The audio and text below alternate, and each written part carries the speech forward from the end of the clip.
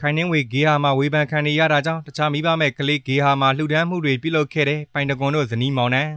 ကဲပရိသတ်ကြီးတို့အားလုံးသိကြတဲ့အတိုင်းချစ်စနီးချောလေးမြဖူးကိုပိုင်ဆိုင်ထားခဲ့တဲ့ပိုင်တကွန်ဟာပြီးခဲ့တဲ့ရက်ပိုင်းအတွင်းမှာလူမသိသူမသိအလှူအတန်းတစ်ခုကိုပြုလုပ်ခဲ့ပါတယ်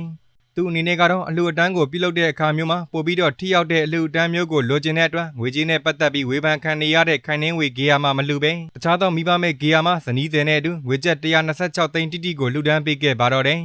အဲ့ဒါအပြင်အနုပညာသမားအချင်းချင်းအတူတူဖြစ်နေခဲ့တဲ့ခိုင်နှင်းဝေကိုအားနာတဲ့စိတ်ကတကြောင်မယုံကြည်ရတာကတကြောင်ဖြစ်နေတဲ့အတွက်မီဒီယာတွေကိုမခေါ်ပဲတိုးတိုးတိတ်တိတ်လှူဒန်းပေးခဲ့တာလို့လည်းသိရပါတယ်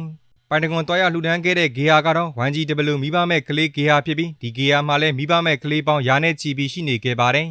ဘလို့ပဲဖြစ်ဖြစ်ပါအနုပညာအတိုင်းဝိုင်းတစ်ခုကြောင့်ဟိုလေးတကြောကြောဖြစ်နေခဲ့တဲ့ခိုင်နှင်းဝေကလည်းသူ့ပရိသတ်နဲ့သူ့အလှူရှင်ရှိနေခဲ့တာမို့လို့ပိုင်တကွန်ရဲ့ဆုံးဖြတ်ချက်ကမှန်ကန်တယ်လို့ပြောလို့ရပါတယ်